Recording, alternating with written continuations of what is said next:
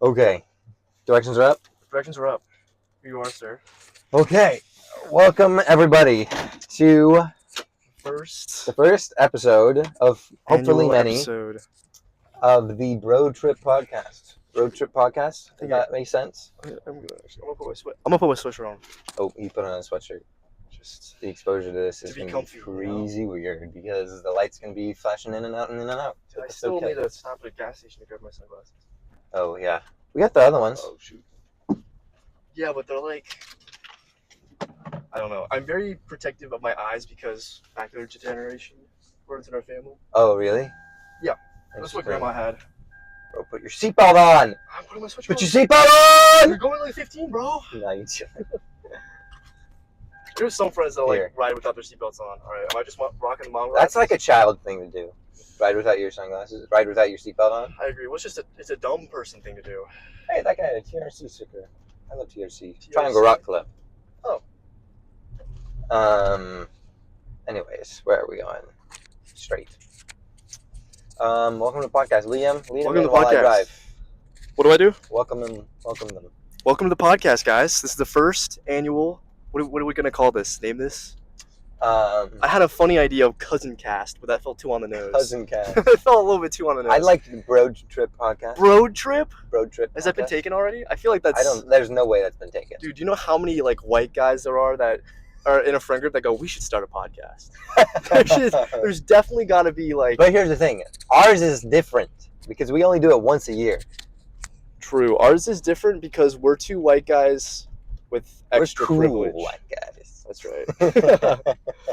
No, but we're kind of just going to be given like our, Oh, there goes the directions. Synopsis and digestion of the world as it is right now, and also ourselves.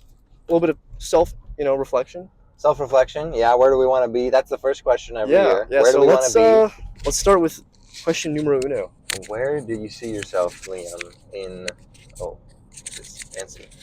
Where do you see yourself, Liam, in a year? In 3 years? Because I'm going on a mission soon, so I won't be here. Right. Where do I see myself in 3 years? Yeah. It's a complex question to boil down into one response, but I'll do my best. So I think I really want to be finished my schooling. Yeah. I'm okay with it because I'm thinking about double majoring, maybe doing some computer science or something. So I'm okay with it, if it doesn't end up that my education ends there. Maybe I decide to get a master's or phone keeps falling. Go to graduate school for something. Yeah. But I definitely... I don't know. It's hard because in the science world, again, like I was talking to you before the other day, like AI kind of makes things uncertain in terms of, data and analytical research. Yeah, the new technology that's coming is just like so hard to see. Like, what's the future going to bring? Because people thought, like when the internet came out, people thought, oh, the internet, that's not going to be anything. The internet, that's lame. And now it's changed the whole freaking world. Right. And when it first came out, everyone was like, it was a very similar feel.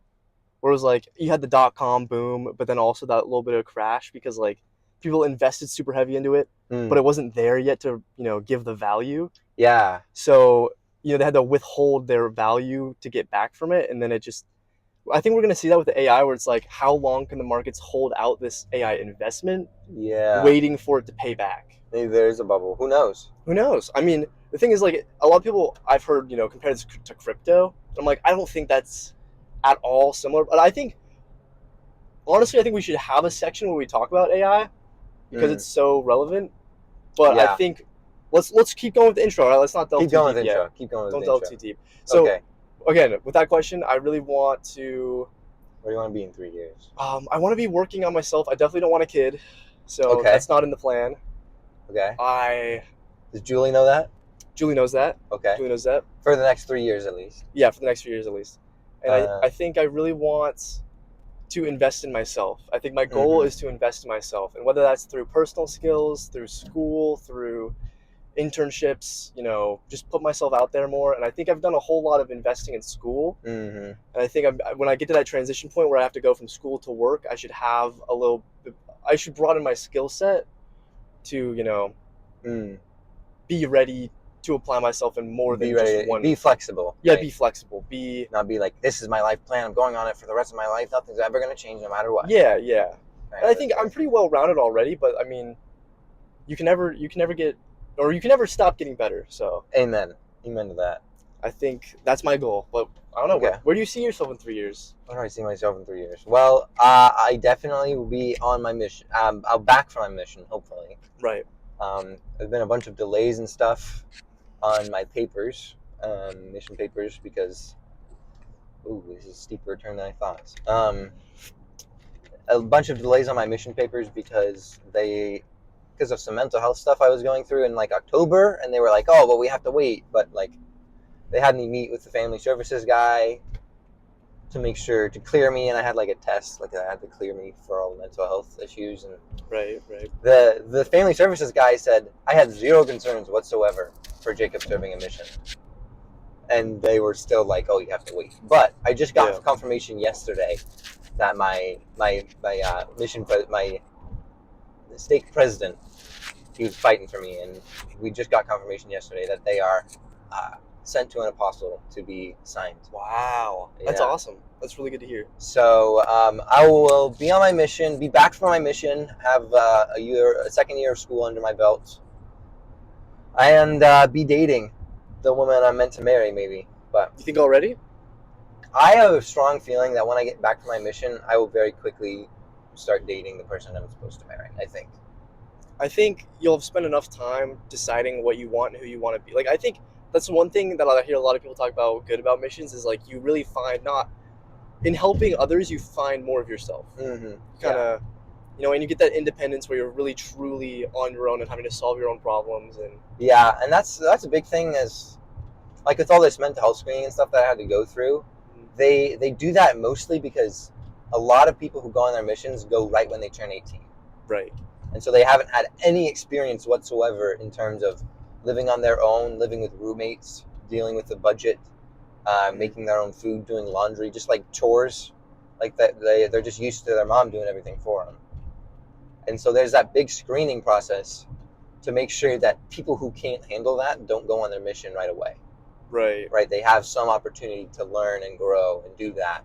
It's a bit of a liability too. Yeah. Well, not even that. It's they want people to be successful when they go on a mission. Right. And it's hard to be successful if you don't know how to do your own laundry.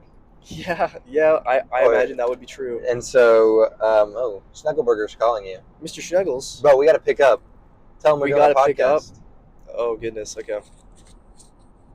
Put him up to your mic. Yo, what's up, Xander? Yo, what's up? Me and my cousin are on an all-day little road trip. And we're recording a podcast currently. We're recording a little podcast for ourselves to look back on. Because he's, That's so cool. I know, he's going on a mission for like 2 years, so we're just, Oh, where's he going? He doesn't know yet. Yeah, I don't know yet. Okay. But, I see. yeah, so we went to a quarry. We were going to cliff jump and swim a little bit, but it was absolutely freezing, so Legit. we just The jumped water in. was so cold. We're on the road going to Table Rock and Table Rock Chimney Mountain. Rock. Table Rock Mountain and the Chimneys. Yeah, the Chimneys, I guess. Yeah. Table Rock, where's that? It's by Linville Gorge. Do you know Linville Gorge? Oh, yeah. Okay. Mm-hmm. Yeah. Dang, dude, that's insane.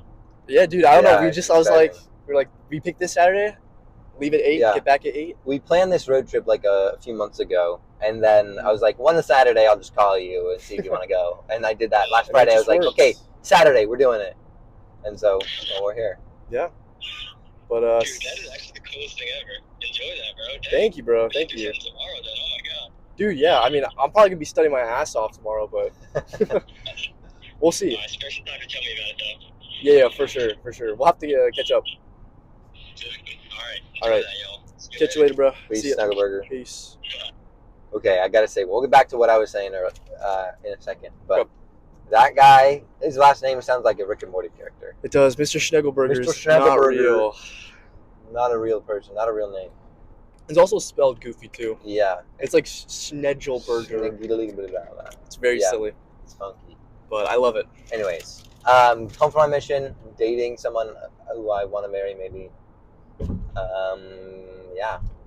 Because I feel confident that I'll meet that person quickly because I know very much what I want in the person who I want to marry and the person who I want to date. And I also know very much That's why you keep adjusting your sunglasses. Because they're, I don't know, these don't fit me very well. Well, you're welcome. Thank you. But you want to get more complaints. Also, because I haven't dated a lot, but I feel like I've learned a significant lesson with every person I've dated or gone on a date with. Yeah. Like, I know I want somebody who's silly, who'll sing with me in a car, and someone with personality.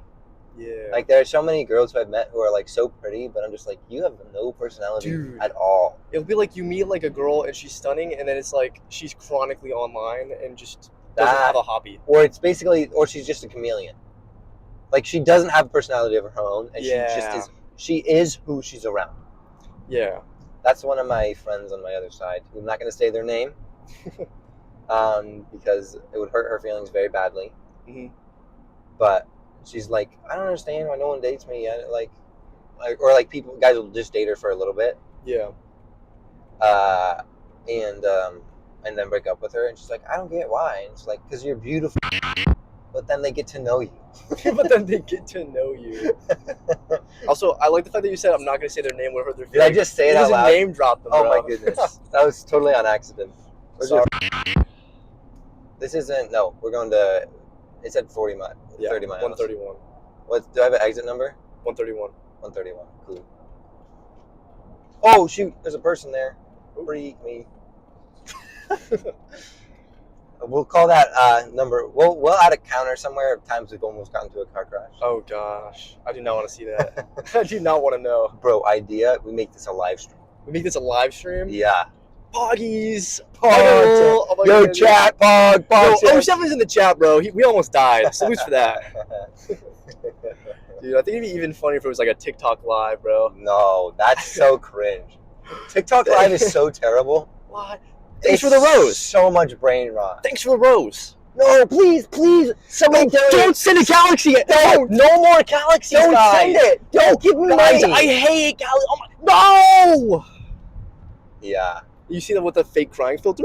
No, guys, no more galaxies. And they're like screaming so loud with like their worst voice ever. Yeah. Please, no! Not that! No, please! Like, shut up, bro. Dude, I still don't know if that's worse than like the NPC live streams. The NPC live? No, Ooh, that's hot. Ooh, that's hot. Thanks for the rose. No, the NPC live streams aren't the worst. I think the fake crying is worse. Yeah. Because it's just like, you're like, it's just so cringe. It's so much like, it's so cringe. Negativity you're profiting off of. So, you know, that's a overarching theme in our world today, I'd say. Well, because negativity gets clicks. Because here's the thing: the human brain values negative stimuli as more significant than positive ones. Right, because we see it as a threat. Yeah, and so we have to, because our brain takes it more seriously. Yeah, it's something you have to so negative articles that are kind of shocking get more clicks. And I think there's a huge problem now where like people, they're less concerned with being right and more concerned with being first. If you look on articles and like stuff online, it's like it's not about the correctness of them; it's about how quickly they can make something. Well, and I think it's just as representative of like the people doing it as it is as the people receiving that, right? Because like you have that dynamic where we incentivize people to be first more than we incentivize people to be entirely accurate. Yeah. So I mean, you know, it's like the culture kind of enables the result and the products that we see. So I definitely think, I mean, like, what do you do? Yeah, no, there's not much you can do. Okay, I'm gonna pause really quick and do a quick sound check and make sure everything's working. Okay, test 1 2 3. You're gonna see if this is any better. Test 4 My 5 6. microphone is in a different spot now. Let's go. Okay, we're trying this again. I'm trying to talk quieter. Can you hear me okay, Liam? I can hear you okay. Okay. Can you hear me okay? I can hear you great. Let's see how this goes. Immaculate. Okay, we are now holding the microphones because sound check did not check. Did not check well. We're going to continue and just ignore that first part had kind of bad sound. But so we'll fix it in post, except we won't. Yeah. So what do you mean post? Exactly. Post-processing. Posting That's it for on losers. YouTube. That's for nerds. Only nerds know how to post-process Except for, audio. I'm going to clip this to my microphone so I can adjust. Clip this to my collar so I can adjust the mirror. There we go. Huge. Probably could have just put it down for a second. Probably, but then we would lose 5 seconds of content. 5 The retention is essential, man. Okay, Come on. we need to be like doing crazy sound effects and everything. Like, Boy, we need the Gen Alpha to enjoy too. Doing, doing. We need to like Skibbity, bop, bop, skibbity, skibbity bop bop. Yes. What other brain rot is there? Put Subway Surfers on screen. What's happening? I feel like optimally it's like right here. Is it right here? I think so. So I think it just sounds good no matter what. Do you want to dive into something Okay. depthy, or what are we? Let's see. I got a question. Starting out with I got a couple questions. Okay, hit me. My first question: how few clothes do you think you could comfortably live off of? If considering so you have to pick from the clothes that are in your closet right now. So it's not like you're going to the store and buying new clothes. Okay. They still have to be washed, right? Course. So they'll still stink, but they don't get permanent stains and acquire any new wear. Oh, okay. Right. Okay. So if you have a pair of like ripped jeans, they'll stay ripped, but they won't get any more ripped. It's kind of broken. Yeah. So if I had to pick one outfit, basically, to wear for the rest of my life, is what you're saying? Well, no. Clothing. So pieces of clothing. So you have a pair of pants, or like 3 or 4 pairs of pants, 2 or 3 t-shirts, maybe 4 t-shirts. Then you have jackets that count, and then like 1 pair of shoes counts as 1. Right. I was thinking, if it's part of like an outfit, like belts and sunglasses count. But socks and underwear, that doesn't count. Okay. So, I don't know. That's hard. I already live off of so few clothing items. Yeah. Like, it's a bit of, it got pretty bad at the end of the last summer. I went on a little bit of shopping spree for college, but I see. I could honestly give me 1 pair of jeans, give me another pair. Do I need to include like fancy dress clothes? Yes. Okay, so here, let me give you the definitive list. Okay. This is not super optimized or refined, but number 1, blazer. You need a blazer. Yeah. Number 2, collared shirt. I'm gonna go button up because I think I don't need to do a collared shirt, and I can just do a button up or a button down. So a button up has just like 2 or 3. Yeah, I would do a button down. Okay. Button down, because you can wear a button down in all the cases. You can wear a button up. Yeah. So I feel like I would agree with semi-casual, just unbutton the top one, don't do a tie. Yeah. Or roll up the sleeves. Yeah. You can even do it if it's hot. Definitely. Like, I agree with you. honestly, that's one of the most versatile shirts out there. Yeah, probably. Next thing, I would probably go. I'm gonna say pants, slacks. Slacks. Probably not like super fancy dress pants, but just like black slacks. Mm-hmm. And then a pair of jeans. Pair of jeans. That's it. I mean, like, I feel like for me, I'm not a very. If I could, but you don't want like a t-shirt. No. I mean, like, that's it for pants. That's it for pants. Yeah, that's all the pants. Shorts. I don't know. There's not like a goal to reach here. It's just like I guess what I prefer. Yeah. So like, but you said it's the least. Yeah. Like, what's the fewest amount of clothing you can have that I could live off of? That you could live off of for the rest of your life, and also they shrink and grow with you. Okay. So it's not like, oh, this doesn't fit anymore. So why wouldn't I just pick one outfit to wear for the rest of my life? Because it still smells. Right. You still have to wash it. What are you gonna wear when you don't have that, when that's being washed? I see. So you're saying maybe do 2 outfits? Yeah. Okay. I guess I'll do 2 outfits. Well, what I do is I think 3 of everything. 3 of everything? Actually, 4 of everything for me to be like comfortable, because I like making outfits. Mm-hmm. So I would do 2 white t-shirts, 2 black t-shirts, 2 pairs of jeans. I would have a black slacks and khakis. I would have 2 jackets. I have like a heavier jacket for wintertime, a lighter jacket for summertime, a hoodie. And I would do then like 2 pairs of shoes, maybe 3 pairs of shoes. Okay. I would have these Vans that I have on now. I have some white Converse and dress shoes. Then you have your button-down shirt and a blazer. And then I would have a couple ties, a belt, and some sunglasses. I mean, yeah, that all sounds like gravy. And if I'm really trying to be comfortable, I counted 31. I was in my closet one day. I was like, I could do 31. So it's 31. Including ties, shoes, belts, sunglasses, and shirts, everything that I've mentioned. 31. I could get it down to, I think. You know what? I think that does make me realize, like, one of the most detrimental things to be robbed of might be all of my clothes. Yeah. Because the amount of money I would have to pay to, like, invest back into a full wardrobe. Clothes are expensive, man. So much. Especially for high quality ones that, like, last a long time. Mm-hmm. It's like if you try to go, like, the outlet stores that have, like, you know, those 2-in-1, get 3 shirts for the price of 1 deals. Like, that's going to shrink in the wash. Thrifting is so awesome, bro. Oh, yeah. Because all the clothes have already shrunk in the wash. Yeah, so they already are, like... So they're pre-shrunk. So they're not... So they're already a little worn. I feel like companies want to make it so stuff shrinks so that you're more likely to come back and buy new clothes. I think it's hard to make a shirt that doesn't shrink. I think it is. But I think they're also not incentivized to make a shirt. Well, there was a movie called The Man in the White Suit. And it was actually... I think it was nominated for an Oscar award.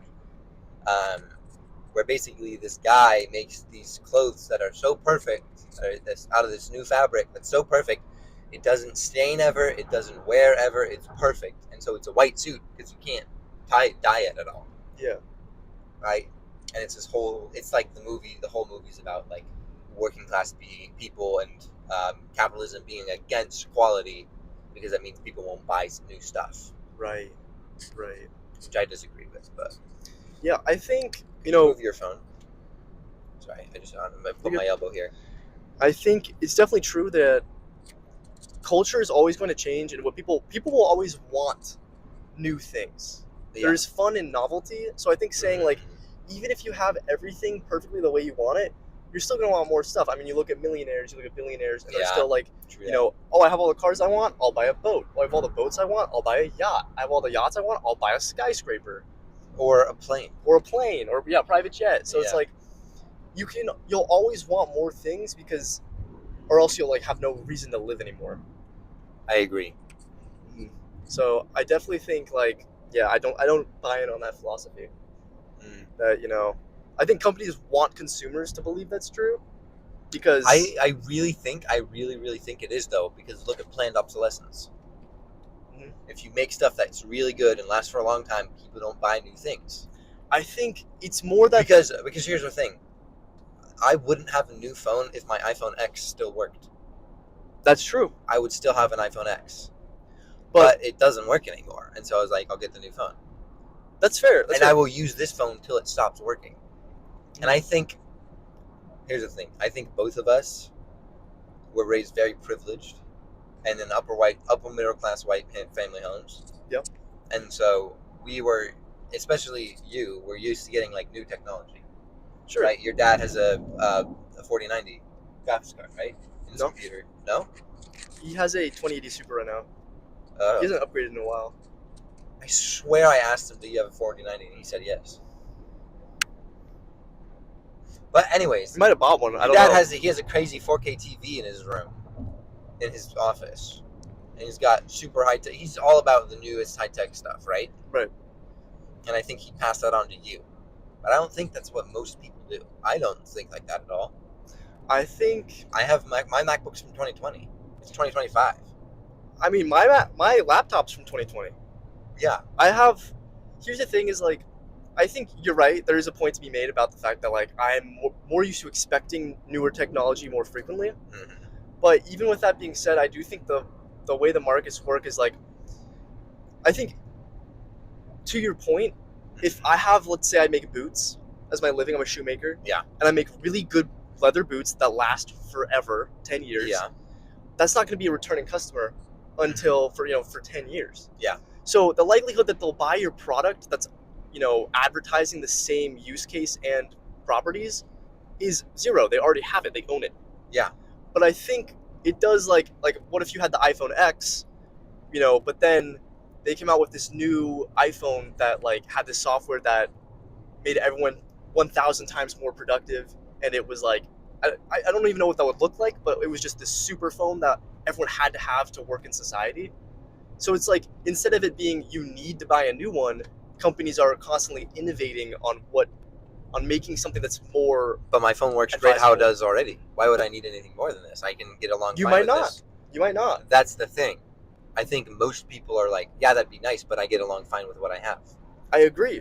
And so that's what I'm saying is people will not buy new things for as long as possible, especially nowadays where money is so tight and inflation is getting crazy. People will try and spend as little money as possible because they want to save it. Right. And so what I'm saying is new, crazy, cool, innovative stuff. I think there's definitely a market for that. Yes. And there are plenty of people who buy the new iPhone every year. Yeah. They trade in their new phone. They trade in their old phone for the new iPhone every single year. Mm-hmm. But I think there's an equal amount of people. No, sorry. I think there's easily twice as many people who just buy the phone when they need it. Right. Right? When either their old phone stops working or it's getting buggy enough that they're like, okay, this is annoying enough, I'll get a new phone. I think in order for a good, healthy market, there needs to be a mix. There needs to be a balance. And there is. Because right now, in the consumerism in America, we're getting to the point where there's a lot of loss in brand trust. People aren't trusting brands to deliver a good product. We're expecting companies to cut corners. The expectation is that you should plan for your product to be faulty within 2 years. Yeah, with 2-year warranties. Yeah, you should economize. Expect that and save up. You should start saving up money for your next phone right after you buy your first phone, because you're going to need it to do that. In order, you plan only 2 years for you to have it, perhaps. Mm-hmm. So, that's mine. Yeah, that's yours. I think it's probably a shift in people's expectations of products. We do not hold companies to the same standards we used to in terms of health safety. The FDA receives less funding every single year. We become less and less, having a good product becomes less and less of a priority. And I think that's been kind of represented. You look at shrinkflation, right? You look at all these companies that say brand new recipe on their snacks. It's not because they think it's a better recipe. I don't know if I agree with that. You don't agree with that? I don't agree with the fact that things are getting worse. I would say we are expecting more, but settling for less. I would disagree. No, because, think about it. Sure, maybe the FDA is losing funding. I don't know the statistics on that, fruit juice. But, quick sidebar. There's this thing called the car game. If you ever see a Jeep or a yellow car, you say fruit juice if it's a yellow car, and you say Jeep. And punch the ceiling if it's a Jeep. That's right. If it's Wrangler or Rubicon. Anyways, back to what I was saying. Think about how Jeep. Oh, that was insane. Yeah.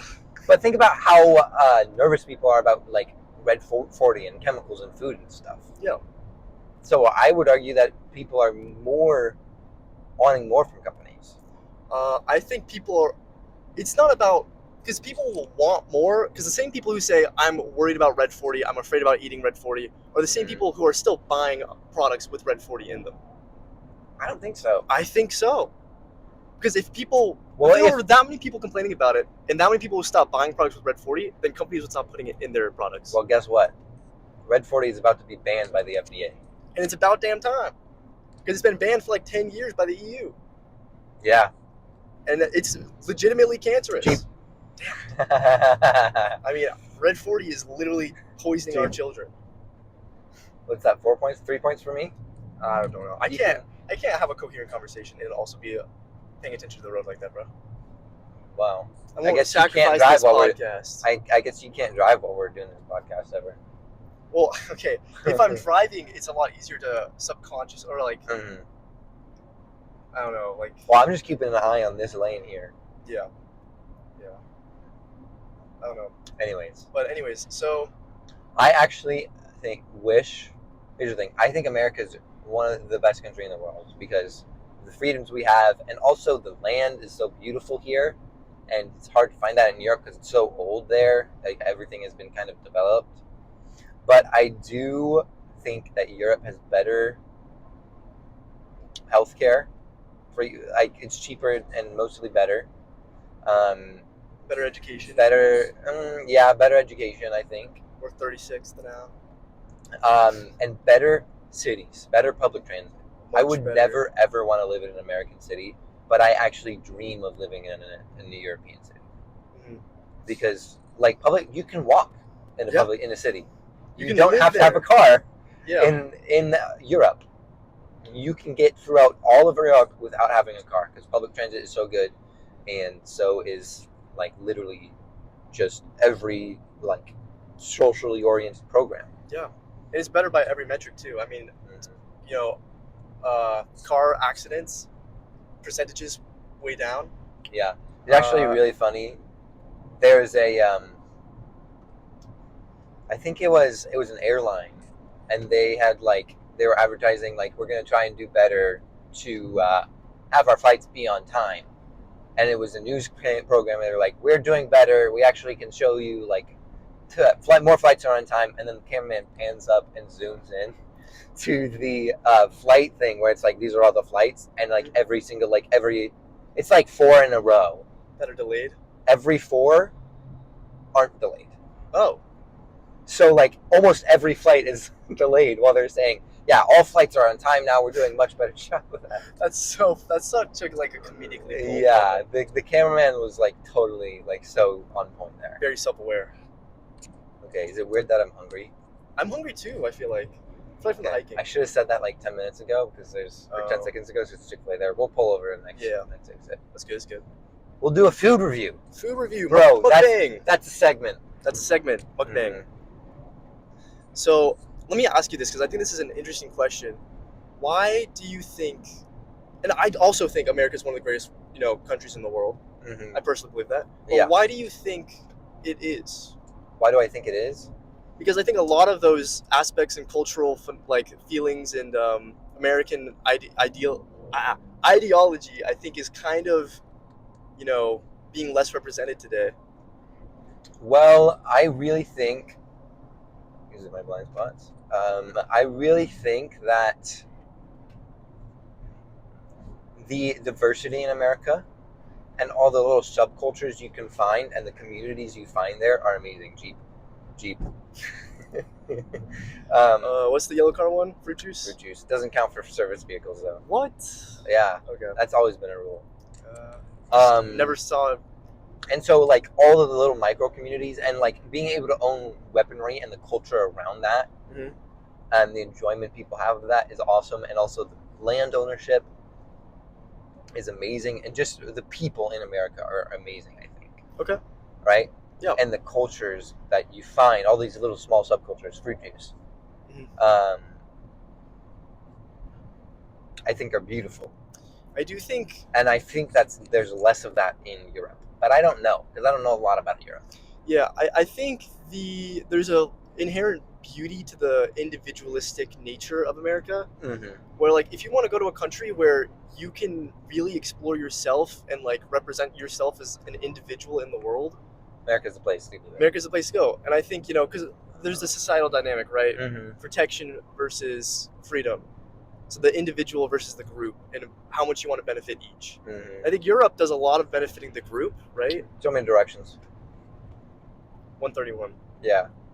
Oh, shoot. What the heck, bro? Damn, he's going fast.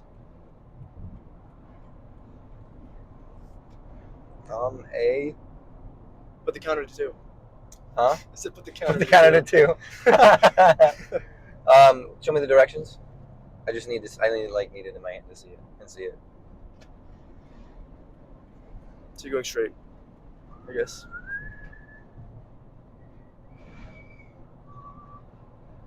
Okay, that's weird. Sorry. You're good.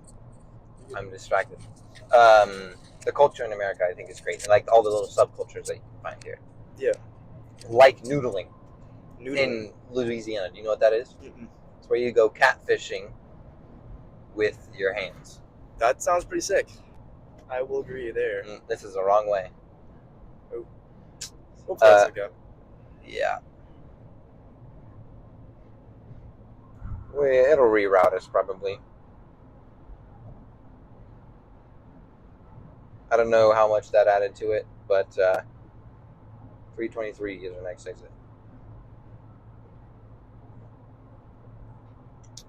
Oh well. Let's see. What does it say? Let me keep that in my lap. Oh yeah, that did add quite a bit of time. How much did it say earlier? I think it added about 20 minutes. That's fine. It's not terrible. That's not crazy. Let me keep it in my lap here, though, so I can Gotcha. Just have it when I need it. Don't mean to take your phone away from you. No, you're fine. No, but that's why I think America's great. And because I think also anybody can just do whatever they want. Anyone can start a company and get ahead. They have a good idea and a good company, and they work hard and they are smart. Yeah, so now let's flip it on its head, right? Mm-hmm. Because I think, in order to say... I want to hear what you think, though, first. Well, I think it all depends on the way you attack it, right? Because contextually, it's like, if you want to talk about why America's great, because I think America has the biggest diversity in the fact that it has so many great things, but also so many potentially bad things. I need the sunglasses. Sorry. I'm squinting a lot. So, and what I mean by that is just like, the opportunities for people who have those opportunities are great, but the opportunities for those who are not, able to benefit from that are terrible. So, like, you look at, I think it was like, there's some big statistic about the amount of wealth that's held by the top percent, right? It's atrocious. Yeah, it's crazy. Like 90%, or it might be like 99% of all wealth. Yeah, it's like 99.99%. It's held by like the top 1% of people wealth-wise in the economic bracket. Well, and there's this 80-20% thing that shows up in statistics everywhere. The top 80% of wealth is held by the top 20% of people. And that sounds like... Which we see. Which is not really what we see. Yeah, it's not represented in our modern day. It's true in very, very, a lot of other places. Yeah. But I do think, like, in order to say of the greatness of America, you have to compare what are the worst things that we have here. And not that other people don't have bad things. I don't want to say, like, all the things I'm about to say are not that I think they're specific to America. They're not exclusive. Correct. So, first of all, poverty, especially among children, really bad. Yeah, agreed. The wage gap, terrible. Yeah. We have, statistically, I think we're now 36th in the world for education, which means growing up here as a child versus 35 other countries on the planet, you will be a less capable individual, statistically. Wow. So, I mean, we're below a lot of European countries, and that's just because, like, we don't put nearly enough money into it. We don't put in enough research into it. We don't put... we just don't value education nearly as much as other countries do, even though, conversely, we are, the largest largest country given, like, our GDP versus our exporting. So we actually import much more than we do export goods, because we export businesses and ideas. So, like, inventions or research or systems.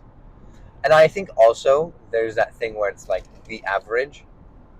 So I think it's possible that our average intelligence or our average education level is lower, but the outliers, like the outliers towards the top and the outliers towards the bottom, are much farther apart. I think the real problem is that we also have a very big class divide in education. Yeah, and in terms of, like, higher education. Yeah, and you see that, like, thinking in terms of like college, university. Yeah, and you also think about, like, something we do in America, which is very interesting to a lot of other people in the world, is you go into middle school. Your first year of middle school, you're like, what, 12? Yeah. 11 maybe? 11. Even? And immediately they tell you you're in an honors class or you're in the standard. So we can see this through all schools in America, right? Where it's like classes are divided by capable and not capable. So you think about it, like, for me, I was put in honors classes and I was made to compete with my friends. So I got good grades because I felt the social pressure of getting good grades just as much as I felt my personal want for that. So I think about those people who aren't put in honors classes. They're less likely, they don't have the people around them that are driven. They're not driven.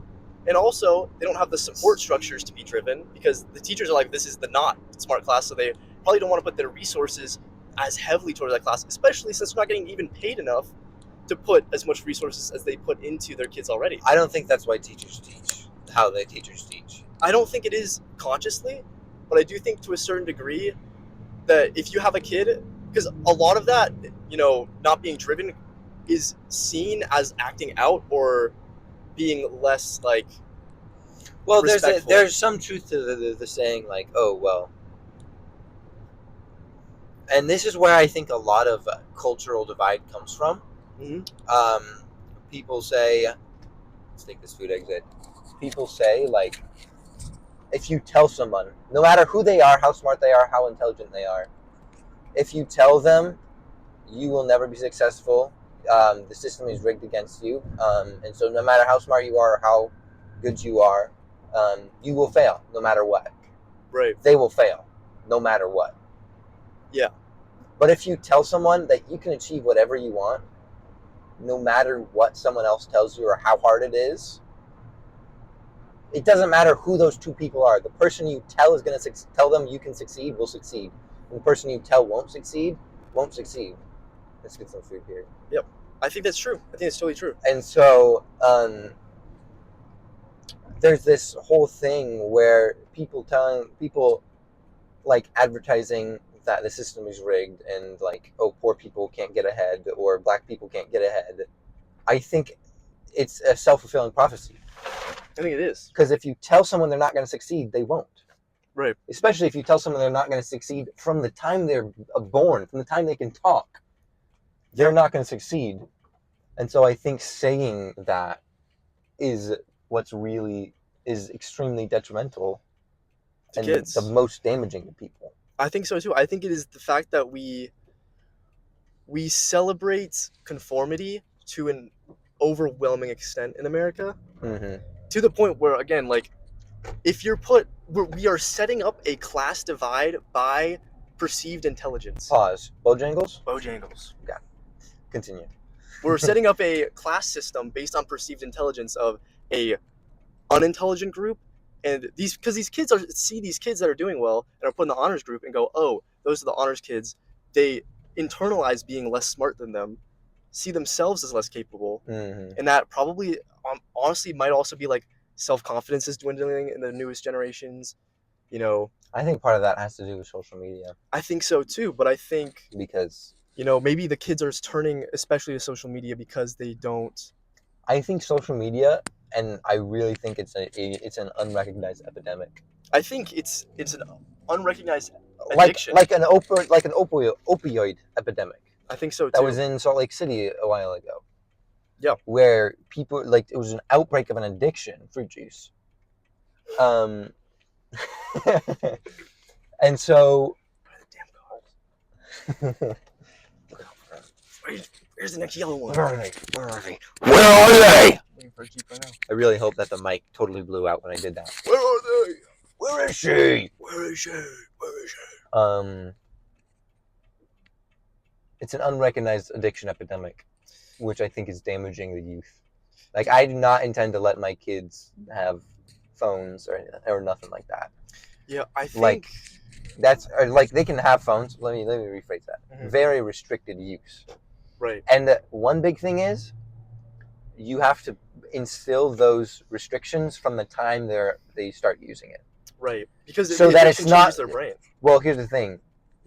If you never have something, you will never get addicted to it. Right. And so Highway 55? It's kind of expensive, but they're freaking good.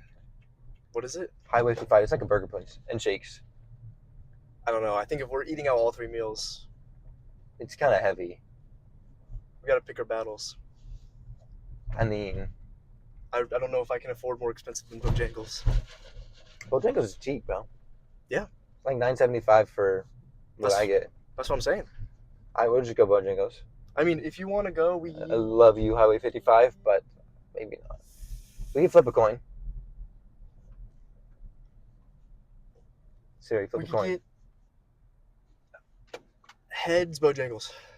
It's heads. Oh. It's heads this time. I'm just gonna circle around here. Yeah, but what were we saying? Addiction, phones.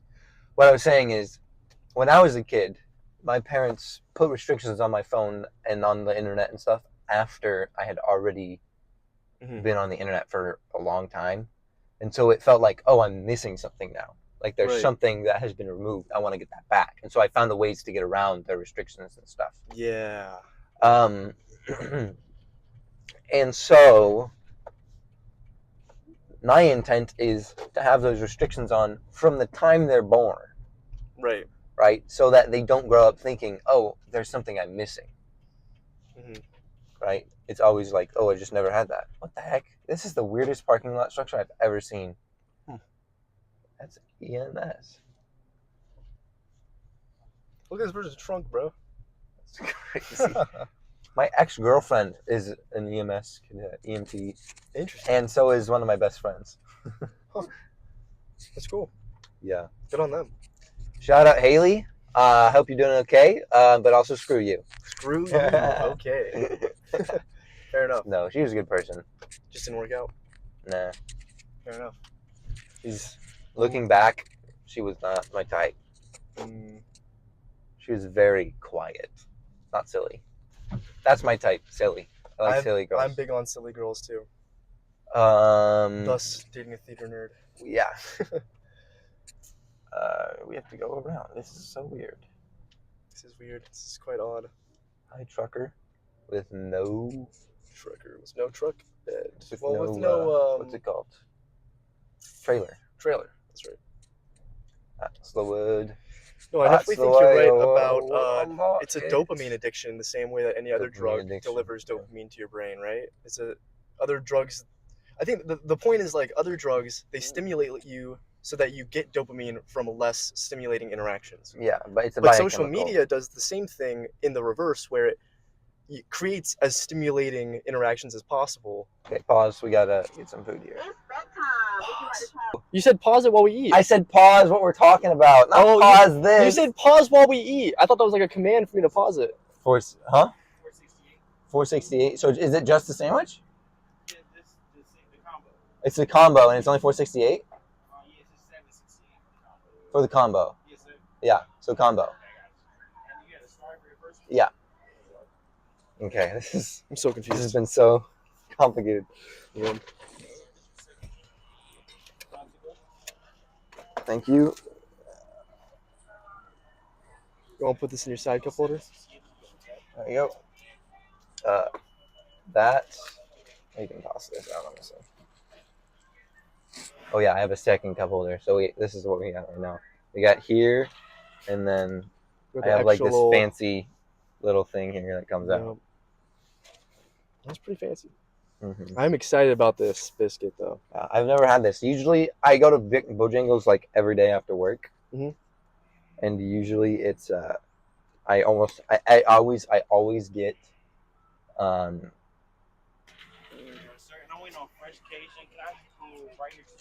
yeah. Well, that's gonna be fresh though. Yeah, good. Usually I always get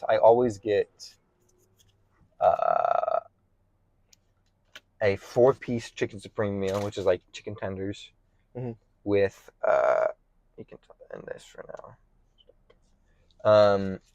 I always get a 4-piece chicken tenders with fries and a lemonade every single time, and then I watch like a mockumentary while I eat. Mockumentary, those are good. Like Parks and Rec, The Office. Right now I'm on Brooklyn Nine-Nine. Do you like the mockumentary movies? I haven't seen many. I do like Surf's Up. I haven't seen that one. You haven't seen Surf's Up? I don't think so. Next time you come to my house for dinner, we have to watch it. Okay. It's a plan.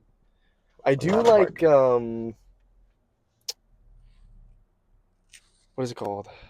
I can't remember. There's one movie, it's like Waiting for Guffman. That's a mockumentary. There's like a bunch of comedy mockumentaries that are really good, that are kind of like Parks and Rec in the way they're made. I think you really like. I'll have to search them up. I'm trying to remember what the most popular one is. I'm so sleepy over that. Dude, I'm feeling not sleepy, but like really relaxed. I just got sleepy. I don't know why.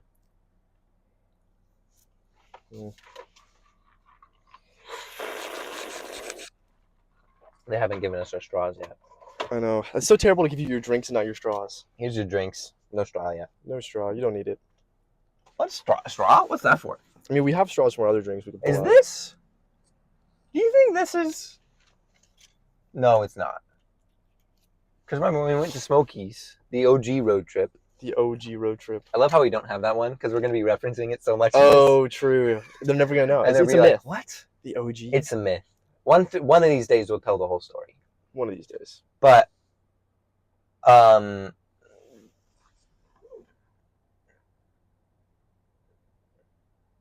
we stopped at Bojangles on the OG road trip. Yeah. And I was like, is this the one? But it's not, because we sat at a high top table on the edge of the store, and there's no. Oh yeah. It's just regular tables. So. The woman's gonna think you're taking a video of her. So what? So it's what? In a public place. Can I just take my phone out and start recording people in public? Yes. I should do that more often. I should just It's like, you're on camera. Everyone here, you're on camera. I'm not doing anything. I just wanted to let you know. I also wanted a video of you. You looked cool. Can I take a picture of you? You look really beautiful. But don't pose. Also, can I have your number? And don't smile like that. Yeah, get you in frame, brother. Or you just gotta walk to people and be like, I just thought you were an anomaly. Awesome. Is this all of them? 2 pages. Awesome. Thanks so much. Oh, they have hash browns. Oh. That's dope. There you go, sir. Instead of French fries? Instead of French fries, I guess, yeah. I mean, I'm cool with that. Fine by me. We're just going to pull forward so we're out of the way of the drive-thru line here. Mm-hmm.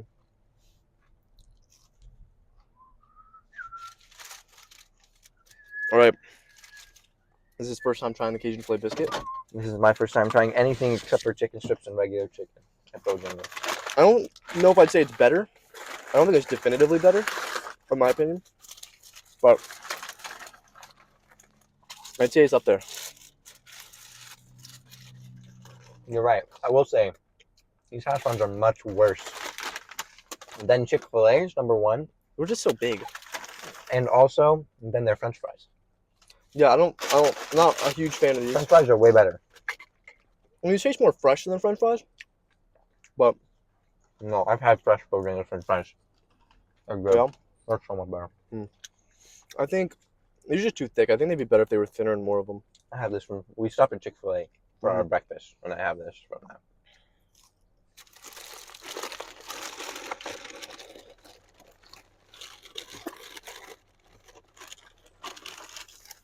I too have a sauce. Yeah, booyah. I do think there's not a whole lot going on here. There's a very strong either garlic or onion, or there's some strong seasoning that's more of an afterthought. Mm-hmm.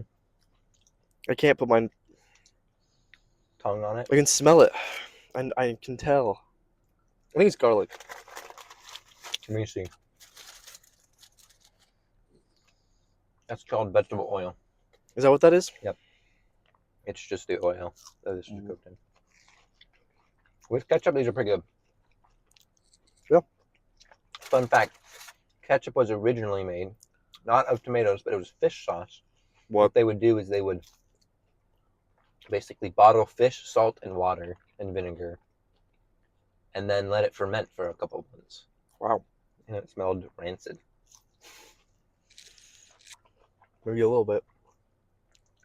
What is why'd they switch it to tomato? I don't know the history of ketchup, bro.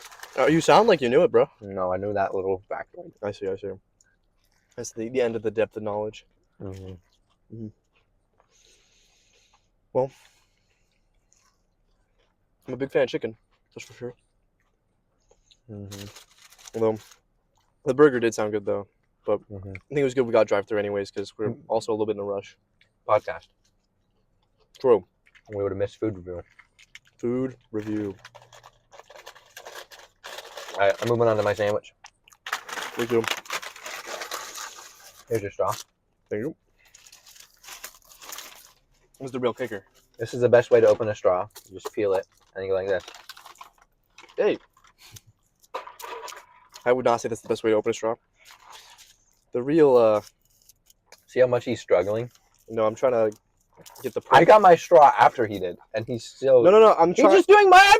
I'm trying to maximize something real quick, okay? I was doing it a different way because it's better.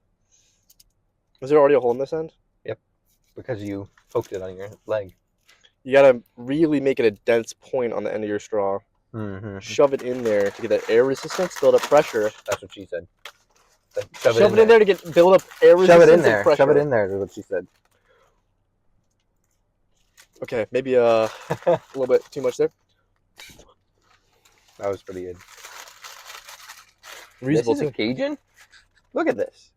That's a sad fillet. It's I've seen better. I have seen better. We'll see how it tastes, yeah.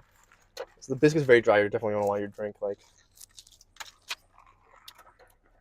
Oh.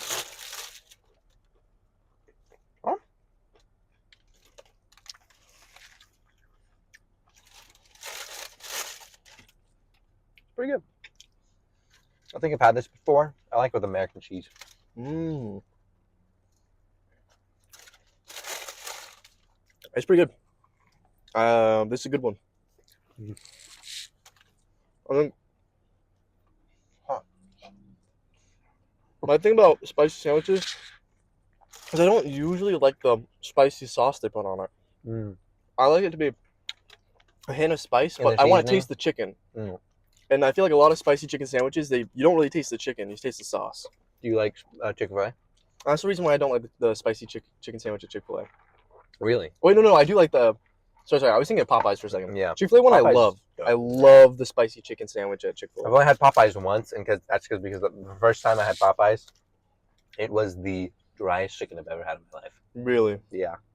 Doesn't super surprise me. Not great. Mm.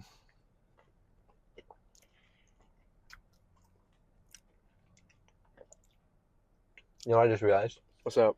This probably sounds so gross on the lapel mics. Probably. You're probably right about Swallow. that. Oh. We'll have to just, Well, that's why people watch food videos. But ASMR.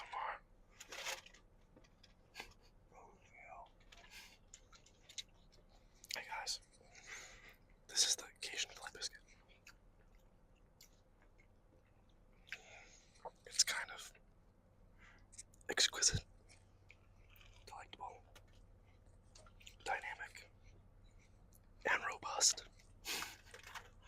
Speaking of bust, I'm gonna take another bite.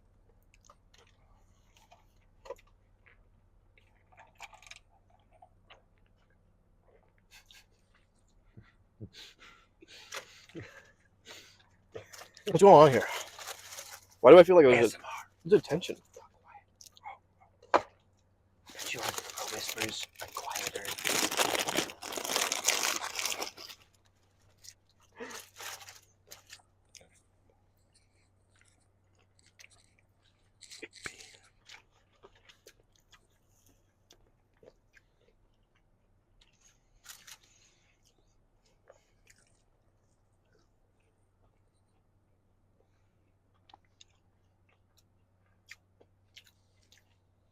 I need to sit up straight. I have a really terrible posture, by the way.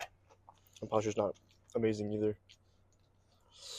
All that studying's got me But leaning. it's like genetic on my dad's side.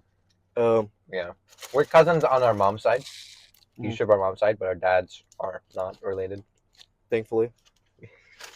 Yeah. Imagine that. That would be problematic. So you know your wife's sister? Just We're for dating. That's that. Do you get like the next level if all four are related?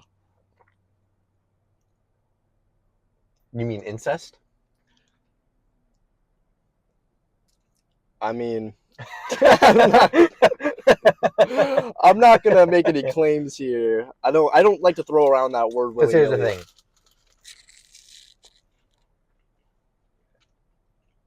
What I was saying is, when you get married to someone, and then your brother starts dating your wife's sister. Yeah. But I was saying, like, what's the next level of that? Would be everyone's brothers and all 4 sisters. are related. Hey sis, you know your sis? That's also my sis. I'm dating her. Oh man, that would be. I don't even know. I mean, probably some like. There's definitely been a culture that does that. Probably at some point in history. I don't think so. In history, there's some weird cultures. No, because every single culture in the world it's weird to date your sister. I don't think so. I think it is. I think there are probably some, native tribes in different countries that do freaky stuff. Because when you're so disconnected from other cultures, I think it's an innate human thing. I don't think so. I think we've deciphered that it's an innate human thing. But, like, there are 50 other animals, like mammals, that it's genetically terrible and, natural selection does not favor incest whatsoever, and yet No, but here's the thing. it happens all the time. When you have a baby with someone, your alleles swap. All right? Mm-hmm. And if you have identical genes, that baby will have less genes. No. They will have fewer genes than the regular Smaller person gene does. pool. No. They will literally have less genes. It's really hard to describe it. Hank Green has a video on this. Look that up. Hank Green, if you have a clone of yourself. It's a TikTok he made. You can look it up. You can look it up on YouTube. He made a video that was like my 10 most popular TikToks, and that was one of them. I don't know. You know what this needs?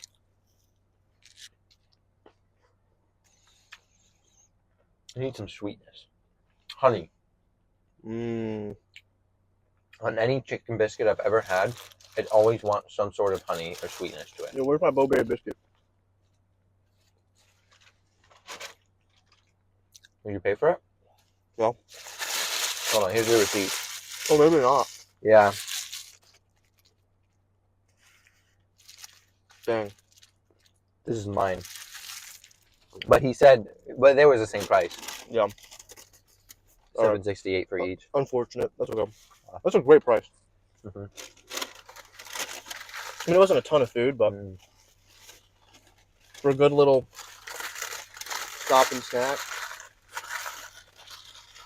I wouldn't say I'm full, but I'm definitely not hungry anymore. Yeah. Hey, before we go anywhere, trash. Why don't you drive us around and I will hop out the trash can? Why don't?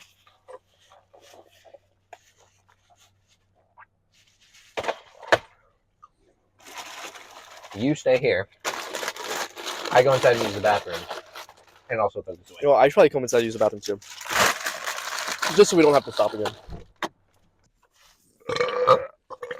Excuse me. You know, unpause it for that. You ready? We don't have to cut it Okay, out. I've decided on making an executive decision that what we're going to do is now get out of the car. But then we're gonna have a little bit part of the video where it's like, okay. Sure.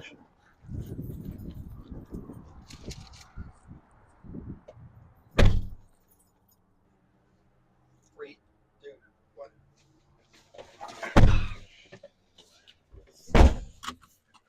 Okay, have you seen that video though of oh, I gotta get my mic on. Have you seen that video of it's a Tumblr post and it's this guy reading it. And he's like, you know that the shorter the name of a weapon is in D&D, the more dangerous it is.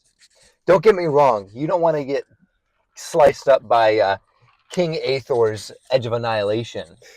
But you for sure don't want to get cut up by something called the Throngler. The Throngler is definitely going to eviscerate you up, bro. That thing's gonna pulverize you. Tear you up. Well, honestly, also like the goofier the name. Like if you have an item called the Stick, that's gonna be that's like insta kill like everything. The most powerful. That's like thing. a nuclear bomb of a weapon. No, yeah. Or my favorite thing is when like if like players, the PCs don't pay attention to the don't care about like what an item actually is, or when they use something like they shouldn't. What do you mean? Like I heard one story of these PCs who they found a ladder in a dungeon and they like picked it up and then added spikes to it and poison to it and it became like their most powerful weapon. What? It does like 1d6 poison damage, 1d6 piercing damage, or 1d8 that's on my phone. 1d6 poison damage, 1d8 piercing damage, and 1d10 bludgeoning damage for each person who's using it. Oh my goodness. Yeah. Each person was like holding it? Each person who's helping to wield it. That's terrible. Yeah. And so they just like imbued it? So they just imbued it with so much power. And yeah. That's it was so a hilarious. crazy ladder. Yeah. I love Dungeons and Dragons. Dude, so much. It's so funny. It all depends on your DM. Directions. Oh. It does depend on the DM. The Throngler. I do not want to get messed up by the Throngler. Or I heard one story about these PCs discovered a magic amulet that basically neglects all damage that you ever encounter. What? Right? It's like this perfect, most epic amulet you'll ever find, right? Mm-hmm. And without listening to the directions, one of the PCs just puts it on, right? Listening to the details, I guess. The PC puts it on. And one day the party's kind of splitting up and one's like going to investigate and they're doing something safe and one's going somewhere dangerous and they're like, oh, I should get the amulet so that I'm okay.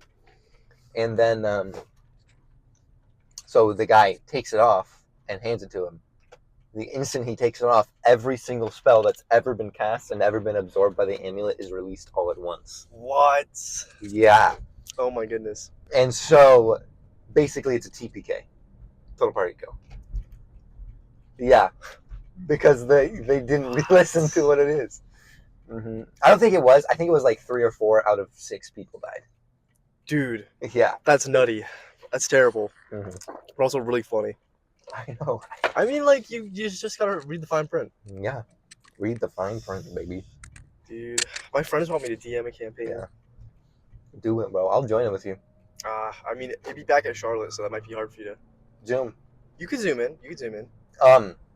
No, but one thing that I really love so much is Mage Hand as a cantrip. Oh, I think we were talking about this. Because here's the thing. You can use Mage Hand however you want. It's just a magic floating hand that can interact with... It can pick things up. And so, like, think about it. You can cast Mage Hand and then send it across the room to slap someone in the face for you. I mean, that's probably optimal usage, you know? Mm-hmm. Big ol'... Just like great ball usage. tap. Ball tap! Ball tap, corn dog! No hands driving. Corn dog. Corn dog is crazy. Imagine getting corn dogged by a mage hand, bro. From across the room. You just get absolutely violated and you have no idea. Mm-hmm. Like, what happened, dude? What just went on my butt? I would be terrified. Because, like, if you don't know what it was, then you're like... Bro, I just clenched so hard. My bone went... Why'd you do that? Sound effects, remember? Oh my god. Hey, what did Cinderella say when she got to the ball? What? Stop, bro. Stop, bro. I'm such a child. That's pretty funny, though, actually. I like that one. I stole that from the internet. The internet. We're all drinking. What a blessing. Die. Oh. I'm glad we have 2 very similar takes. Welcome to the internet. Take a look around. Dude, Julie had never seen Inside before. What? That movie's so good. So good. That's if we're loose with the definition of a movie. Yeah. Oh yeah, I was about to say movie. Close. Comedy special. If we're loose with the definition of a movie, then that's one of the best movies of all time. I think it was really good. Mm-hmm. I listened to it a few extra times recently. Anything and everything. I like the one about how the world works. That is how the world works. That is how the world works. Done a genocide, the natives say you got to it first. That's how It works. It works. It works. It works. You gotta add some pep to it, bro. It works. It works. It works. It works. Oh my gosh. You gotta get that. I feel like my voice is like getting more annoying the later we go on. I think my voice is like dying a little bit. Because here's the thing. I don't know why, but I like learn to like vocal fry everything I say. How'd you do that? I don't know. Because it's quieter, I guess. But like here, the way I'm talking right now, I'm purposefully trying to sound less vocal fry-y. I got you. And so this is not my regular normal voice. That is how the world works. That is how the world works. Dude, I'd be down to throw that on and sing along to it. That'd be fun. Siri, play That's How the World Works by Bo Burnham. Would you have this part of the podcast? Huh? That is how the world Yeah. We're not going to get copyright strikes. It's Socko! Today we're going to learn about the world. The world that's around us is pretty amazing, but how does it work? It's supposed to be complicated. Even as the world can only work when everyone works together. A bee drinks from a flower and leaves with its pollen. A silver tree spreads the seeds that are fallen. Everyone works together. This elephant, the littlest fly. The river's underground, the words in the sky, and everything breaks in every time in the sea. Gets what they can and gets what they need. That's how the world works. That is how the world works. From A to Z, but the birds in the dirt. That's how it works. Hey everyone. This is you. I know like half the words, but I know them a lot more. I think so. Hey, Where you been, Socko? I've been right knowing that when you're not wearing me on your hand. In a frightening liminal space between states of being. Not quite dead, not quite alive. It's Similar to a constant state of sleep paralysis. Socko, we were just talking about the world and how it works. Boy, that sounds complicated. Fitting that all into one song. Teach us about the world? I wouldn't say anything that you probably haven't already said yourself. I don't know about that, Socko. How about you give it a try? All right. The simple Narrative taught in every history class is demonstrably false, pedagogically classist. Don't you know the world is filled with blood and genocide and exploitation?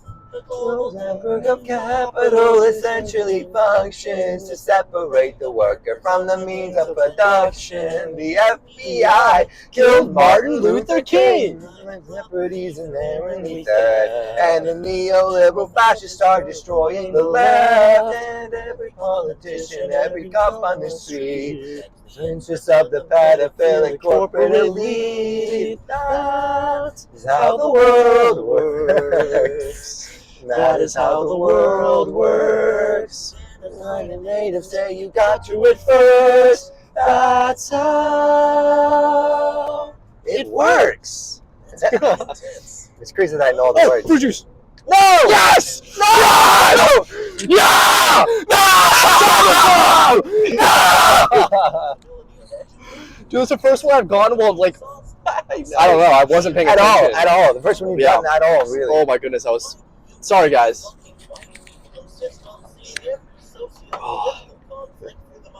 Lens of your own self-actualization. This isn't about you. So either get with it or get out of the effing way. Mouth, buddy. Remember Who's on whose hand here? but that's not the you I've been listening to French sisters. I can't come back. Please. I'm sorry. Are you gonna behave yourself? Behave yourself? This part, Yes. this part when I first watched Yes. it made me so Yes. uncomfortable. What? What? Yes. Yes, Sir. sir. Yes, Sir. That's better. That's how the world works.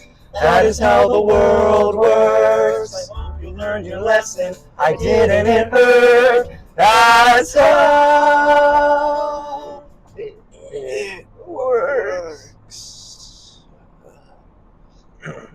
Great song. No. Great song. Perfect song. Sorry for our terrible singing there. My voice is tired. Yesterday I was screaming at the beach. So. Pain in the mind! Yeah. Woo! Santa's on the beach. You can't stop this little red wagon. Axles broke and the wheels are sagging. Ooh! Is it a big enough hike you're gonna be singing? Ooh! You! I don't know. That's how I keep rhythm while I'm running. Actually, I sing that. Oh. You can't stop this little red wagon. Axles broke and the wheels are sagging. You. Ooh. You. While hiking, we always did the bottles of milk on the wall. No. 99 I bottles will of punch milk you in on the the face. wall. Take one off and watch it fall. I thought it was pretty good. I like that one. Look on the wall. Do you know how far you're getting? Bottles of milk on the wall. I think we were supposed to be here 20 minutes ago. That's what that wrong turn tells us. Yeah, I told you it was like 20 minutes. Yeah. No. That's why I said 20 minutes. I think we just made like a weird detour. Yeah, we did. This is the shape of the highways. Mm-hmm. Didn't let us get back on. But anyways, so Should we have- do another question? yeah, I have one. Okay. So actually, can I see my phone for a second? Do you know where you're going? I'm going straight. So mine stems from a quote I saw online, Okay. which I thought was interesting. So let me give a little bit of context before I give the quote, actually. Okay. So, trends in America is seeing that, first of all, people aren't reading as much. Yeah. And the culture and media we do consume is getting inherently more directly, like, I can't think of the word for it specifically, but like concentrated based on the individual. So more tailored. But at the same time is actually getting less and less diverse culturally. That makes sense. So Because confirmation bias. And such. correct, confirmation bias, all those things, pipeline. So I don't know what the relation to that is. I'm putting that out there as like Explain possibly, highway. but I have here Gen Alpha can't really read, right? No, And- I have a quick comment. Okay. I'm sorry to interrupt you. My sister Mary, for a little bit, she was a teacher at a private school, Mhm. and she had to start administering spelling tests to her high school age students. Wow. Because they didn't know how to spell because of spell check and such a thing. Yeah. Which Yep. is why, I heard that and I was like, wow, I should stop relying on spell check. Yeah. And so now I'm like, okay, I got to make sure I spell these words right. Like if there's a word that I always spell wrong, Yeah. and I notice myself spell it wrong, I will purposely be like, nope, go back, spell it right. I won't let spell check do it. Yeah. Anyways, what you're saying? That makes sense. They can't read. I was saying they can't read. They can't. Mm-hmm. But also, and this is not just Gen Alpha, right? This is the people in general. Culturally, books are being phased out. People just don't read novels as often. Well, Reading is not the major people are source favoring of information audiobooks now. Audiobooks, or again, podcasts are Mhm. super on the rise. So instead of news stations, people are doing podcasts. I mean, hey, you know what? It's the truth. Yeah, So here's the book. So did you ever read Fahrenheit 451? I did not. Okay, do you know Tell me the outline of So here's the idea of the book. The book is by a guy named Ray Bradbury, and the idea is it's this guy who works as a firefighter. I read this back in 8th grade, so this synopsis is going to be terrible, and I That's remember fine. barely anything. Yeah. And also, I couldn't really, I won't explain anymore. But what I'll say is, the book is about this guy as a firefighter, and the world is a dystopian, utopia kind of society where books in their entirety have been banned. Mhm. And so Oh yeah, his job is as To a burn fireman books. to burn down he's books a in old fireman. He libraries. burns down books. Yeah, he's not a firefighter; he's a fireman. I see. So I see the instructions, the directions. Sorry. yeah. I see. Yeah, I remember this now. So the whole idea is that he starts hoarding these books, and he's like, man, this is books are good, and people are kind of getting stupid, and all these Yeah. it's basically a commentary on the idea of society phasing out of not having books. And basically everything he says every year only applies more and more, I think, in my opinion. Yeah, I'd agree. And I think this quote that I'm about to read is especially indignant of that. Okay. So there you go. Here's the quote. 4 miles. Just staying left. You don't have to burn books to destroy a culture, just get people to stop reading them. And so I think it's interesting where, especially in society, where people are kind of weaponizing beliefs and weaponizing the idea of good and bad. In terms of switching it up to make things that you want be good. And I think part of that is, reading is a very open-ended form of entertainment, because you think about why people are always the movies are always worse than the books. It's because books are up to your interpretation, and you are actually digesting, comprehending, and processing this material. There's a lot more going on in your brain. There's a lot, exactly. I also think you get to imagine the characters however you would like. And decide how you feel about what's happening. And you get to decide the tone of voice that people say things in. Right. And if you're reading a dramatic book that has a lot of interaction between characters and dialogue, the way, texts. Yeah. Things get lost in text because you don't get the tone of voice. Yeah. Right? And so the same thing happens in books. There's some tone that's lost. The author probably is thinking something different than you are thinking in terms of how someone says something. Right. Everyone gets to make that tone of voice that someone says something up in their head differently. Yeah. And I think another thing is I want to accentuate this point that you get to decide how you feel about everything. I'm just gonna.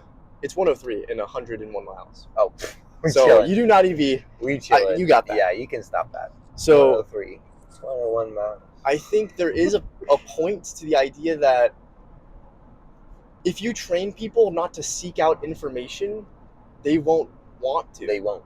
Yeah. And I think that's especially you look at this election, and I feel like this was one of the least informed voter elections of all time. And I also feel like it was almost on purpose.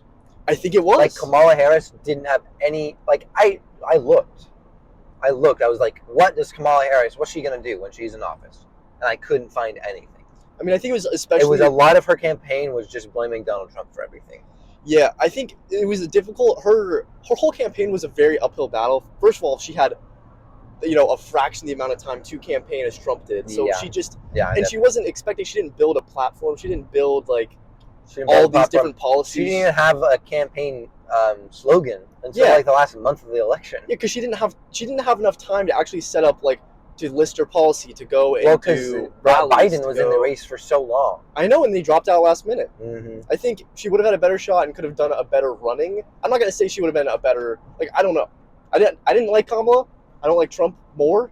But I definitely think, it was an uphill battle where the only thing she could do is try to, when you take a test and you're like, okay, I only have 20 minutes left and I have 40 questions. I have to answer all of them. But you also might think, oh, I should probably try and go answer the ones that are the easiest. Yeah. So I think she kind of felt the easiest way to get voters in a short amount of time. Terrible. Yeah, is to convince them and just say Trump is terrible, because it takes too long to develop and explain all of your policy. So you kind of just have to attack at the source. And I think that's another thing is there's a lot of debate and questions in the Democratic side of things.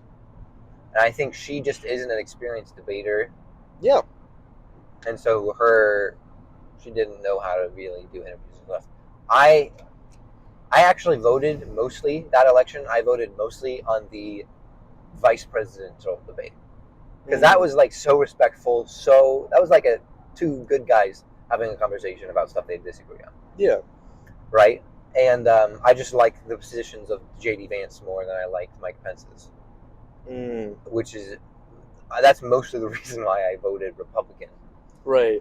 Because he knew what he was talking about. Same with Vance, but I agreed with Vance more. Yeah, and I think the hard part is that J.D. Vance, I'm going to say it bluntly, he's idiotic. And I think he really is more confident about what he's saying, he's more well-spoken, but I don't think he knows what he's talking about. Really? I would say that 100%. I think if you look at some of the recent interviews and recent stuff, like, him backing up Trump about Zelensky being a dictator. What? Dude, in a recent press conference at the Oval Office. Yeah, I saw that they were like attacked. I saw like a little headline of it, but I didn't look into it. Yeah. I'm not a very it's pretty bad politics guy. I'm not a huge politics guy. Yeah, it was. Yeah. In brief, it was basically just Trump calling Zelensky out, saying he basically wouldn't admit that Russia was the aggressor, and he was saying that it was kind of Ukraine's fault the war started. Which is crazy. That is crazy. And here's the thing. I kind of voted for him because I thought he would be an aggressive and he'd be a more aggressive and assertive person against Russia. Yeah. And it seems like it's because we need somebody who can be strong and assertive during war times, which we are, like the Ukraine stuff and all the Israel-Hamas stuff, right. Gaza-Israel stuff. I'm like, there's a bunch of little baby wars sprouting up around the world now. Right. And so I was thinking, we need a strong president who can do stuff like that. Not a weak president who doesn't know what they're talking about. Right. And also doesn't... Yeah. I mean, I had a similar kind of... And here's the thing. Kamala Harris interviews... Sorry, I keep interrupting. No, you're fine. A lot of Kamala Harris interviews, it was like she couldn't, with an aggressive... Because both sides have aggressive interviews. They have an aggressive interviewer who's trying to get them to slip up and mess up. And Donald Trump and J.D. Vance and those people could deal with that. Mm-hmm. And you got to be able to do that with people, with your aggressors against you. Right. Right? And if you can't do that in an interview with a person who has who has actually a good amount of political power, but not a lot of political power. Mm-hmm. If you can't do that against them, how are you going to do it against the dictator of the country? Yeah, I mean, realistically. But this new stuff that's happening, I'm like, what the heck? I think it's really interesting. Like, you look at all the different things in the world with like every action that Trump is making is actively making the U.S. weaker in respect to the world. I mean, number one thing that I saw recently, he's trying to, give less funding towards policies in the UN, kind of pull out of the UN, which is like this post-World War II state that we've been in for a really long time of like kind of America controlling the peace. Yeah. Kind of like, all the drills are done with our soldiers, all the like, we've kept other countries from militarizing by enforcing our military around the world. The more present military. Yeah. Which has been good because it means like, we're like, you know what, Germany? Don't militarize. We got it. Yeah. We got you. Well, and if you look at it, two crazy statistics. Number one, the U.S. military is so prevalent and so, like their military base is just so far in so many places in the world that any point on planet Earth can have an American military presence there within 24 hours. Yeah. Anywhere on the Earth. Yeah. That's crazy. It's nuts. That, and also, the United States spends more money on its military than the next top 5 countries combined. Yeah. Which is crazy. Yeah. Now, that statistics is a little bit iffy because China has been increasing it, and they also sometimes they don't report all of their spending. Right. And so it's kind of like, oh, maybe they do, maybe they don't. Yeah. But still, no matter how much China is spending, it's still most of like the military spending in the world is America's. Yeah. I think that's true. But the problem with it is like Trump has made it very known that he wants to pull out the UN or at least support it less, not be as big of an impact. So recently, a lot of European countries have been starting to militarize again. Yeah. Have been starting to kind of like be like, hey, we need to look at what the world's going to look like without America running it. Mm-hmm. Which, maybe that would be better, but also in terms of power for the U.S. and our ability to be a dominant force, keep the peace. Like, again, and it's bad for our economy because all those people, they're starting to make their own European military or, military weapons companies or other things where they used to invest way more into American companies.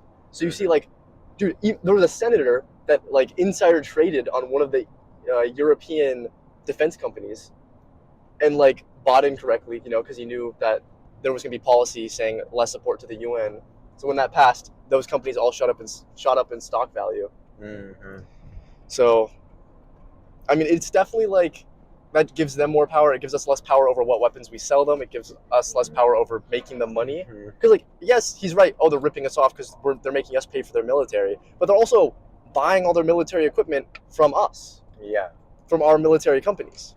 So, I think it's not necessarily a good strategic move from Trump. I agree. Especially doing, like, again, all this stuff, executive orders. Like, and not that I think Congress is majority Republican, but I think still, yeah, I don't know. And I don't want to make this super duper political. I want to give that let's tie back to this thing about books. The quote. In the quote, basically just like, what do you think about, I think videos and audio give the person making the media more choice over how the person perceives it, how they interpret it, how they process it. Mm-hmm. They kind of tell people what to think a little bit more. Yeah. So because there's more stimulation, more to influence you. Yeah, and also because a video, like, people used to sit down for hours and read books, which could be more intricate, could give you more details for you to process yourself. But now short form video requires, like, instead of, let me show you this 10-minute video of us doing this crazy thing, it's like in 15 seconds they're giving you 3 different things. They're giving you 3 crazy things, and they're summarizing them, and they're leaving out important details. But we are training our brains to fill in those details with fake information because we're no longer reading the whole story about things. Yep. And so we're getting dumber, and we're losing our deep processing and critical reading and thinking skills because we're basically just watching videos that tell us exactly what to think about something instead of giving us all the information to form our own cohesive. And there's also the rampant rise of confirmation bias. 100%. Your algorithm is tuned to show you what you want to hear, what you want to see, and things that it is tuned to show you things that agree with you, which makes you think you're more right than you actually are. And that being said, the algorithm kind of gives you it's a pipeline. The algorithm gives you a pipeline into other beliefs and kind of can almost brainwash you because it's going to incentivize bringing you to this larger group so that they can make these videos that blow up. So I think there is to a point, politics are getting a lot more there's a lot less people in the middle. I think right now, because it's getting much more black and white. Yeah, it's getting a lot more like, I mean, in politics you see now, right? Like, I hate this guy, I hate this group. I mean, I was talking to my friends who were Democrats, and they were like, "Oh, I would never be friends with a Republican." And I'm like, that's one thing. You should introduce me to them, and then like make sure we don't talk about politics. Yeah. And then me and them become great friends, and then I'm like, yeah, I'm a Republican, and they're like, and see how they react. Yeah. What's the funny part is, like, I used to identify myself as a Republican, like when Julie and I first started dating. Yeah. And so I was like in their house, and I was like, oh yeah, I think I'm like Republican. Or I think someone said, like, they're having a conversation, there were like other adults there with Julie's mom, and they were like, yeah, like, Republicans just suck. And I was like, do I suck? I'm a Republican. I identify as a Republican. And they're like, really? I don't think you're a Republican, Liam. I'm like, well, I think they have some good economic policy and stuff, and like, some general ideas of like foundational systems that need work in our. And they're like, yeah, but like, are you sexist? And I'm like, no. Like, are you racist? No. Are you classist? No. And like, oh, so you're not a Republican? I'm like, what? Those are not the defining traits. You just made a boogeyman. Yeah. You just made a boogeyman. Republicans, those people who are racist, sexist, classist people who hate poor black people who are so terrible, it's like, that's not what a Republican is. A Republican is somebody who supports Republican. The definition of a Republican is people who have conservative beliefs and believes that the way that we've been doing things is the way we should continue doing things. Right? And conservatives. They also believe in the power being not in the government. Exactly. And the power being with the people. That's the best thing, I think. I think we have way too much trying to take power away from the government. Like, the Democrats they want too much for the U.S. to just be a European country, and I think there's a lot of problems with that. Number one, the EU or much not the EU. bigger here. What? Number one, the United States is way bigger. Yeah, way bigger. Number two, the UK just passed a law about Pulp directions right quickly. 103. Okay, I think that's correct, but it said. Yeah, you're right. I just got. Wait, what does it say? 64. 85 miles, 64 Morganton, Rutherford. Okay. Morganton, 64. Got it. Just wanted to make sure. But they passed a law in the UK that like bans certain kinds of encryption. Here's the thing. Republicans and conservatives, I think, are not less government than Democrats are, because like, think about like the super far left stuff. Mm-hmm. Defunding the police. Is that not anti-government? I think that's one of their contradictory points. Yeah. That's so what I think. And here's the thing. We chill. There you go. But we chill. Brake lights are on. He's chilling. That scared me. I was like, how fast am I going? Hold on. Wait a minute. No, but we good. We're good. I'm going to go down the speed a little bit. That's a really, really nasty speed trap there. That is pretty nuts. That's hard to see. But like Republicans, like the right side is very much about, I wouldn't say it's anti-government. I'd say it's anti-regulation. Yes, yeah. Right? And anti-criminals, I would say also. Because think about it. Redneck hillbillies, cops, they hate crime. I would not say represented in the Republican Party that's true right now. Oh, maybe. Because, well, Elon Musk just removed a lot of people from positions that were suing him. Yeah. So. Yeah? Mm-hmm. Oh, that's crazy. Did you see the mess with the Epstein files? No. So they said they were going to officially release them. Ooh. And what happened? What is it? Attorney General sent a really angry letter to like whoever has the documents and was like, I am supposed to have these and I will be doing a like investigation into why you have not given me these files, because they keep on like being pushed back and being like, we're not showing them. And because there's a lot of people who, it's been basically confirmed like Trump, was in on a lot of the Epstein stuff. Oh yeah? Yeah, so like Ruh-roh. They're doing this whole thing. Oh, dude. I wish I could summarize all the terrible things in the Epstein files they've done. I watched the whole 20-minute video, and it's just all bad thing after bad thing. Yeah. But I will tell you, they didn't release them fully. They tried to trick people into thinking they released them fully. Re-released documents that have already been public knowledge for years, saying these are the new public Epstein files, which didn't show anything except for a list of like contacts that he had in his phone, or like things like that. Or like the list where it's like, oh, these are the people who flew these on are the victims. These are the people who flew on the plane. Yeah. No, not even that. No? No. Oh. So like they've been super cryptic, and it's really like divisive. And I think Elon Musk made a quote where he was saying we need to like impeach all the judges because they're keeping America from being great again, because all the judges are trying to be like, it's not constitutional for you to do executive orders for all this stuff. You should go to the courts. And so now Elon Musk is like, guys, we need to work on impeaching the judges. No, that's crazy. So here's the thing: Supreme Court judges are judges for life for this very reason. Exactly. Because that way, if you don't like their decision, you can't do anything about it. Exactly. If you want them to make a specific decision, you can't do nothing about it. Yeah. And here's the thing: I really, really hope. Here's what I know is going to happen. I know that Donald Trump is going to go to the Supreme Court. Yeah. He's going to be before the Supreme Court against the Senate, against the House of Representatives, against the legislative branch as a whole, basically. And then I'm pretty sure that the Supreme Court is going to side on the side of the legislative branch, because the executive, because it's not the president does not have the power or the ability to make and decide laws. He just enforces them. Yeah. He can decide how to enforce them unless it's specified how he's meant to enforce them, and then he has to do that. Right. Yeah, I think you're right. I think he's really trying to stretch his presidential powers, and I mean, because he knows this is his last. Hurrah! This is probably his last political office ever. Dude, he's old. He's like 78. He's almost 80 years. He's going to be, I believe.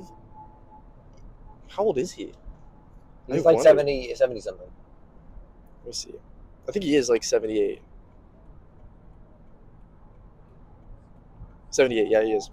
So, but all of this goes to say, like, I do think there's an inherent problem with, our education in the sense that I think we're losing culture. I think we're losing a lot of, important distinctions and information by people not reading books.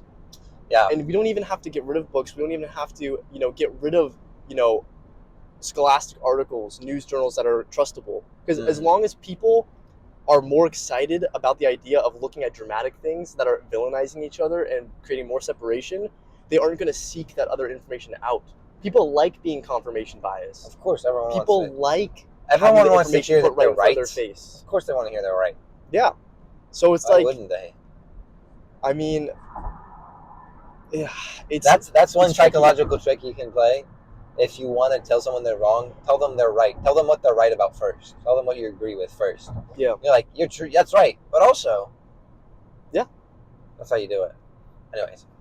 No, but I mean, that's all I had on that thought was just like, I think there is a social commentary on the effect that as we read less novels, we become less educated, and we have less incentive to search out information more difficultly. Yeah. You look at ChatGPT, right? ChatGPT came along, and everyone's like, "I want to cheat on my homework.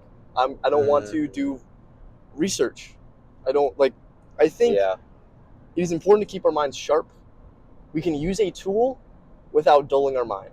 I agree. And I think when we learn how to put those two together to make something truly great is where, that intersection of greatness is. But it's yet to be seen. Yeah, I agree. I'm getting sleepy, sorry. I'm getting a little bit tired too. All right. Well, yeah. Where are we at? 1 minute, 1 hour 30. 1:30. Should we call it? I think we could probably take a break at least. Okay, let's take a break. My voice is tired. Yeah, I'm tired too. I kind of want to go back to listening to music All right, a little bit. so we will take a break. We'll take a break for now. This might be the end. It might be the end. We'll do an outro first. We'll do an outro if this is the end. Maybe we'll do the outro later. Yeah, I think if later. we decide. So we will see you at the outro or Peace in out, guys. a while. In a little It bit. is currently 1:49. Currently 1:49 on the road trip. Good. Bye. Bye. All right, y'all. We didn't do it earlier because It got really dark really it was quickly. very dark when we got back into the car. Yeah. But this is the end of the road trip. It's the end of the road very trip. tired. We're Both of both our back at voices sea. are very, very bad and cooked. I feel absolutely dead tired. So tired. We did not plug in the microphones because screw that. It's over, bro. it's Jover, bro. It's Jover. It's so Jover. No. Honestly, let's rate the trip. I'd give it a solid 8 to 8.5. I'd give it like a 6 or a 7. You give it a 6 or 7? Yeah. I think if I had to, I'm rating it in terms of Maybe 7.5. how would I, 7.5. compared to how I would usually spend my time on a Saturday. Yeah. I'm not comparing it to, the perfect trip, but for time spent and, pleasure achieved, I'd give it a good 8. No, that's fair. And only because of, the time thing, right? Yeah. So we had to, 2 hours just disappeared into this day. So we had to cancel our really long, it was like a 5-mile hike, and we went on this 2.5-mile hike instead. But it was still fun. And an amazing It was very view. fun. Great views. Amazing view. I'll I don't know. No, we're not gonna link something in the description. Dude, I'm not gonna. No, this is compile, upload. That's what it is. No, bro, you just put a Google Drive link. My panoramas. Yeah, sure. You know what? Maybe if I get the maybe not. willpower to do that, but probably not. Probably not. But anyways, We'll see how we're feeling tomorrow. Thank you, man. dude, it was awesome. Awesome seeing you. I will see you in 3 years. Dude, 3 years. Let's rock it.